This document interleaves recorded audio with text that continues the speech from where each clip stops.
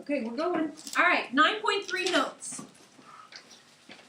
A geometric sequence is a sequence in which consecutive terms have a common ratio. So what we talked about the last 2 days, we did arithmetic sequences where it was a list of numbers with a pattern, but arithmetic sequences have a common difference. Geometric sequences will have a common ratio, something you're multiplying by. So for example, if I give you 3, 6, 12, 24, 48, and so on, we're going to use the letter R to describe the common ratio. You know, we talked about our DNA. D was the common difference. We're going to use R for common ratio. What are we multiplying by each time?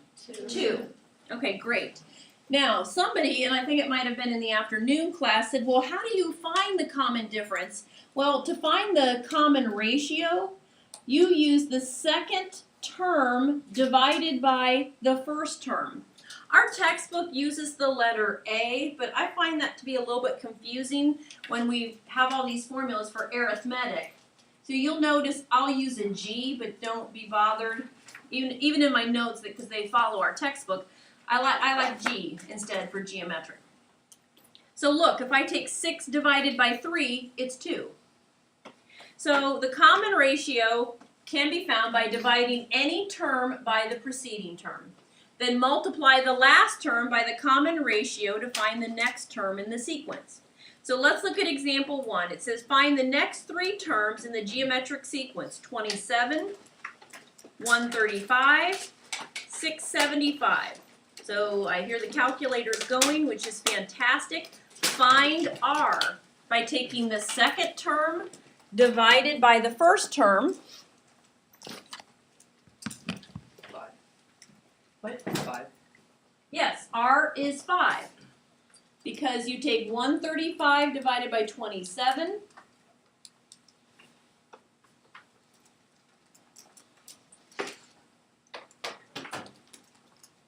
All right.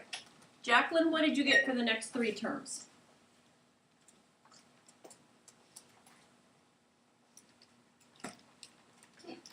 2. Or 1/2, I mean. Oh, no, I'm on example 1. What are the 3 terms? We found R. You're going to multiply by 5 to get the next one, and then multiply by 5 to get the next one. 3,375, 16,875, and 84,375. Excellent. Okay, yeah, you were ahead of me on example 2 already. So all you need to do is multiply by 5. There is a nice feature on your graphing calculator. If you take 675 times 5 and press enter, then hit times 5, enter, then all you have to do is press enter, and it'll just keep multiplying by 5 for you. Okay? All right, so in example 2, you take 3, that's a 3.5 divided by 7, and that's either 1/2 or 0.5. It doesn't matter which format you use. Then let's find the next 3 terms in the sequence. I did mine in decimal form.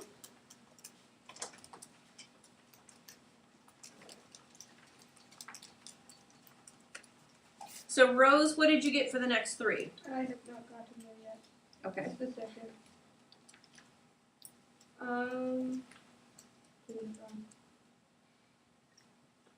don't know. All right, Danielle, did you get it? I got 1.75, 0.875, and 4.375. Good job. Okay. So you're multiplying by 0.5. Okay. That's 4.375, right? No, Wait. 0.43. 4375? That's right. Yeah, that's right. Oh, I forgot my point. Never Oh, mind. okay. Yeah. Sorry. All right, the nth term of a geometric sequence can be found by this formula. So what I'm going to do is I'm going to suggest we use G's instead. So let's say g sub n equals g sub 1 times r to the n minus 1. Where r is the common ratio, g sub 1 is the first term, and then you can find the nth term by finding g sub n. So in example 3, it says find the 14th term in the sequence 1, 1/3, 1/9.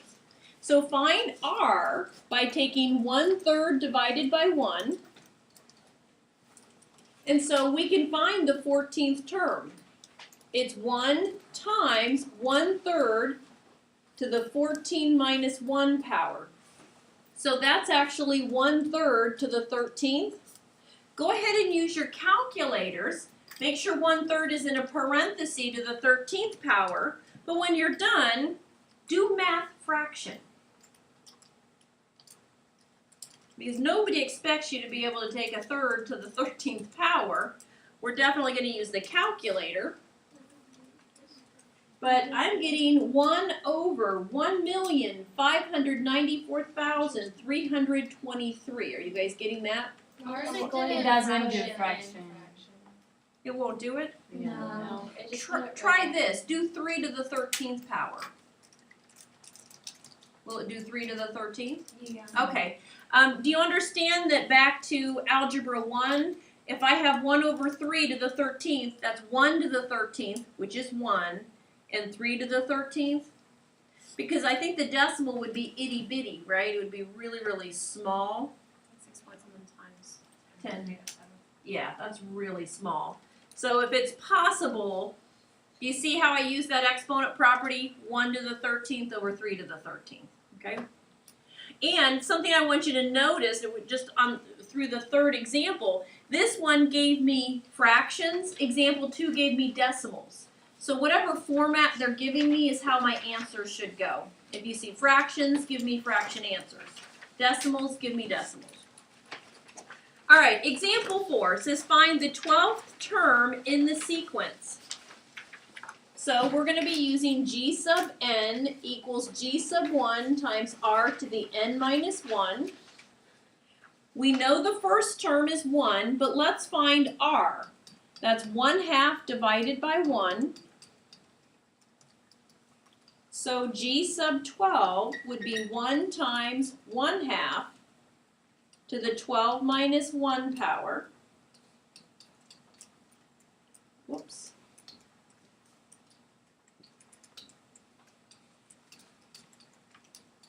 Again, I was given fractions, so you might want to just take 2 to the 11th. And I'm getting 1 over 2,048. Any questions so far? All right, try example 5 on your own. It says find the 15th term of the geometric sequence whose first term is 20 and whose common ratio is 1.05. So I was given a decimal. So An answer in a decimal would be fine. common ratio is off. Yeah, Okay. it actually told me what the common ratio is. I don't have to go find it.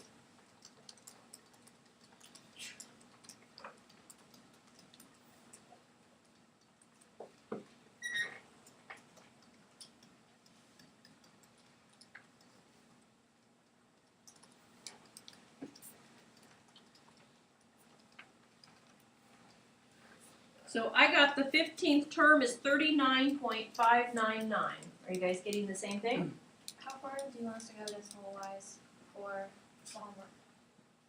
Just do the Yeah, maybe hundredths place. Check in the back of the book as well. All right, example 6. It says the 4th term of a geometric sequence is 125. So this really means g sub 4 is 125. The 10th term is 125 over 64. Find the 14th term, and we're going to assume that the terms in the sequence are positive. So if you think about the previous section on arithmetic sequences, some of you had done it very differently. Remember, I worked it out with formulas. But some of you were able to think of subtract the terms, subtract the term numbers, and divide those because it had a common difference. Well, think of this in terms of, all right, well, I'm multiplying. What could we do here? Because how are you going to find the 14th term? A couple different ways you could do it. Anybody have any ideas as to what we could do? Kara, what do you think? This might be completely wrong, but you could take 125 over 64 and divide that number by 125 and then see how many places in between 4 and 6 and then see, like, divide that number by, do you get what I'm saying? I do don't get it. really get So what you're I'm saying take the 10th term, 125 over 64, divide by 125. So let's do that. And that's 1 over 64. So we want to think about then, all right, that looks like it's 6 places from the 4th term to the 10th. What could I have done 6 times that would have produced 1 over 64? How about, what's 2 to the 6th? 2, 4, 8, 16, 32. Oh. So couldn't we figure out R? What are we multiplying by every time then? 1/2. So one way to go is I have 4 more terms to go, so I could just sit there and take 125 over 64 times 1/2 4 times. That works. But you know me, and you know that I'm going to have some kind of algebraic way to do this. So let me give you that as an option. So if I know that A sub 4, well, I'm going to call it, G sub 4. Let's say G sub 4 is G sub 1 times R to the 3rd power, right? That's n minus 1. But we know the 4th term. We don't know the 1st term, and we don't know R, technically, okay? Then if I have the 10th term, that's G sub 1 times R to the 9th, and that's 125 over 64 equals G sub 1 times R to the 9th. Can you guys see where I'm getting that information? Okay, so what about this? What about lining up the 2 equations?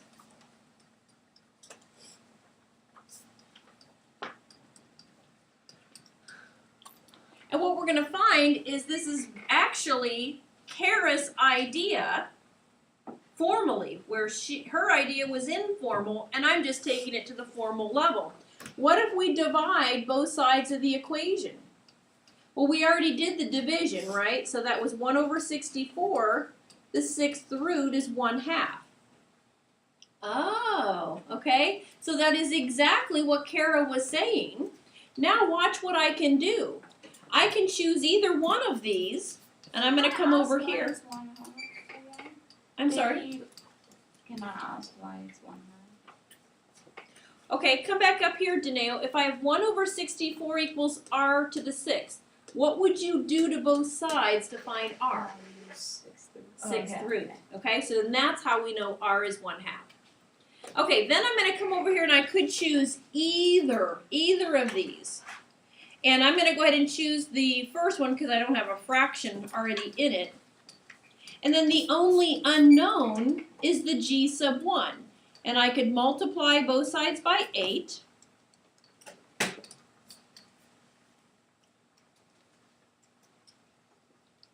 And I'm getting 1,000. Then I can find the 14th term. So it's 1,000 times 1/2 to the 13th power. That seems like an awful lot of work when we could have just multiplied by 1/2 4 more times. Okay, so if they're small enough, you're welcome, to do it that way. So I'm getting 125 over 1,024. That is a 2 there. That's 125. Let me rewrite that. It's coming out messy.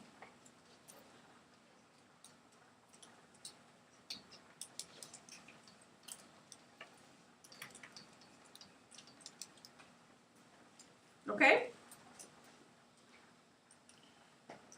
All right, we have another definition. It says a geometric series is the indicated sum of a geometric sequence. So this is very similar, parallel to our arithmetic series. And I have 2 examples. A geometric sequence is a list of numbers that has a common ratio. The geometric series is where I just add those numbers from the geometric sequence together. So if you want to find the sum of a finite geometric series, it's S sub n equals, and let's just make that G sub 1 times the quantity, 1 minus r to the n over 1 minus r. So looking at example 7, it says find the sum of the first 8 terms. Well, the first term is 3, but to find r, you need to take -6 divided by 3. So our r is a -2.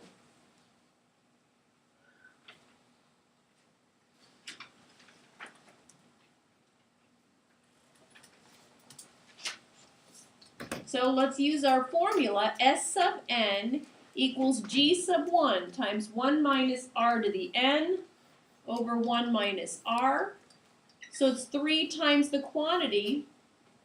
So if I want to do S sub 8, 3 times the quantity, 1 minus.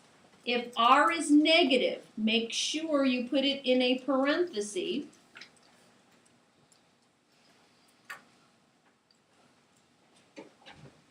So if I want the sum of the first 8 terms of the series, I take 3 times the quantity, 1 minus a -2 in parentheses to the 8 power. Notice in this one it's r to the n, not n minus 1 power. You notice that from that previous screen?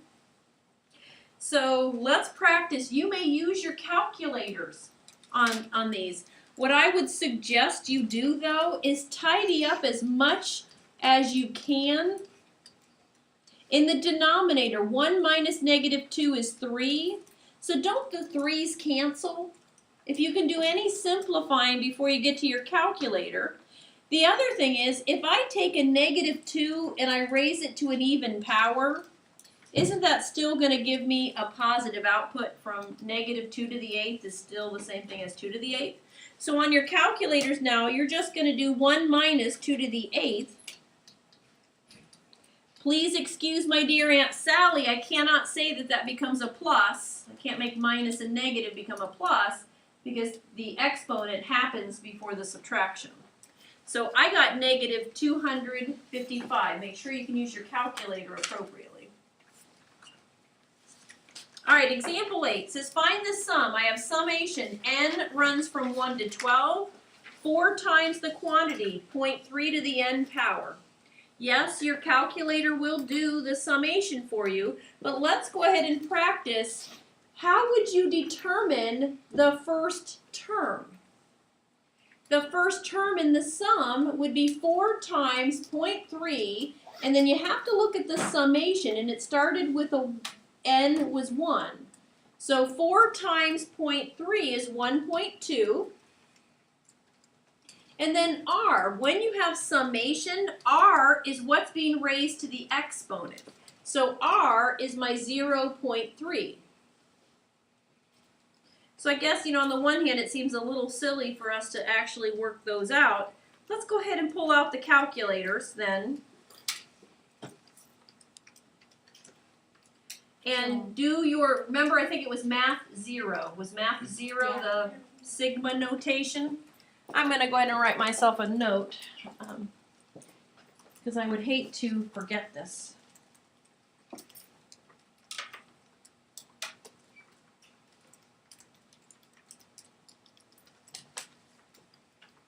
So you are going to run at n equals 1 to 12, 4 parenthesis, well I guess you can use x, right? And are you getting s sub 12 if you add up the first 12 terms in the geometric series? I got 1.714. Are you getting the same thing? Awesome, good nods. Seems really small. Well, think about it. You're getting 1.2.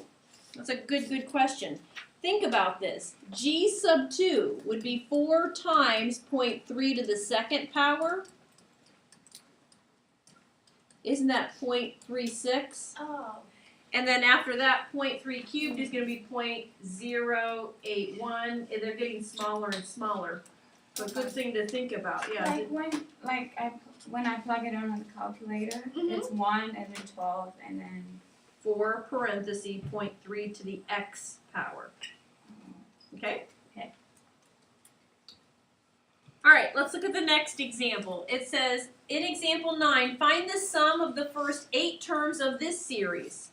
So G sub 1 is 3/4.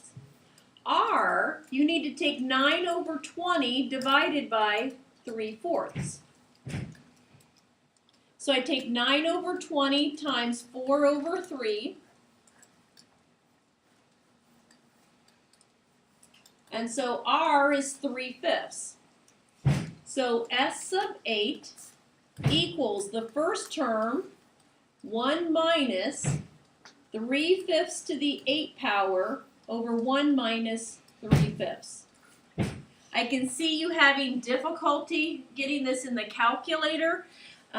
If you can convert to decimals, if they're simple enough like this one.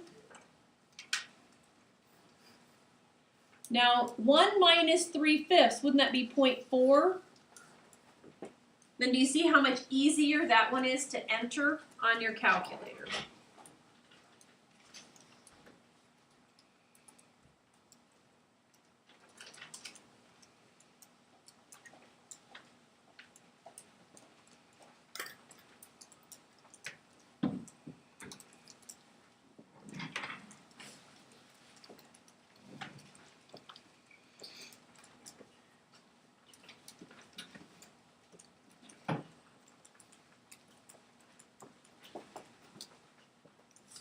Okay, I'm getting 1.8435.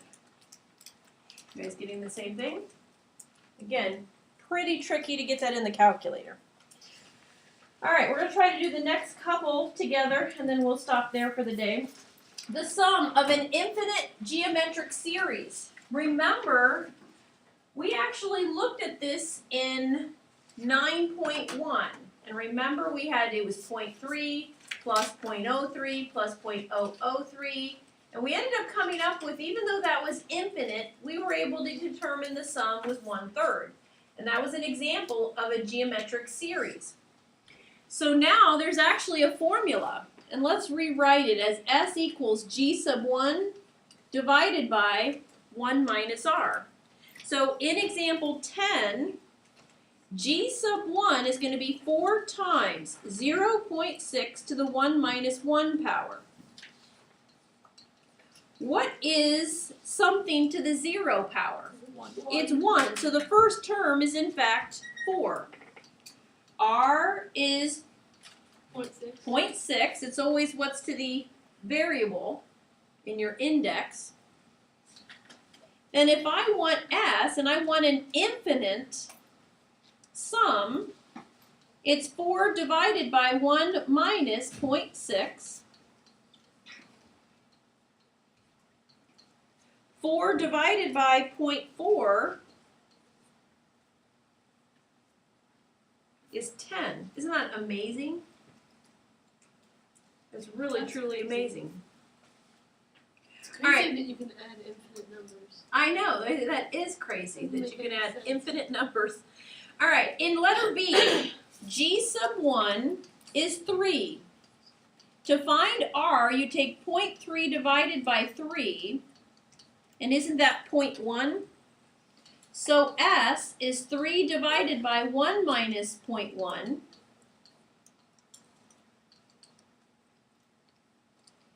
And you should, if you're doing this on your calculator, you're getting 3.33333, but you can do math fraction and get 10/3.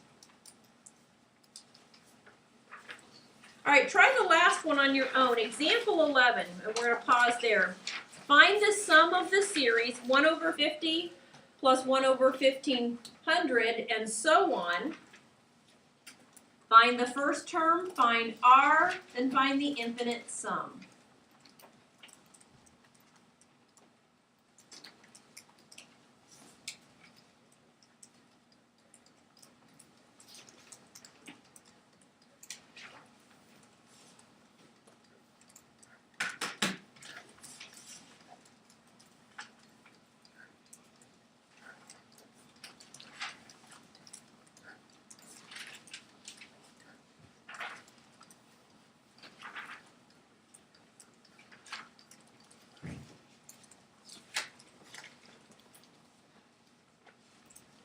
All right, I got G sub 1 was 1 over 15.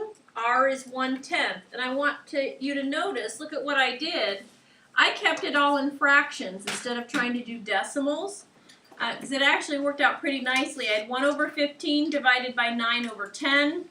You change that to 1 over 15 times 10 over 9. I reduced and I got 2 over 27.